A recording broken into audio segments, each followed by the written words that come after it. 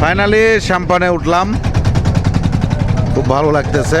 এই যে সাম্পানের স্টাইল, এর উপরে বসে থাকার জন্য একদম সাম্পানের যে চূড়াটা, ওয়াও, খুব সুন্দর লাগতেছে। এই যে আরো অনেকগুলো সাম্পান এখানে নোংর করে রাখা আছে, প্রচন্ড শব্দ।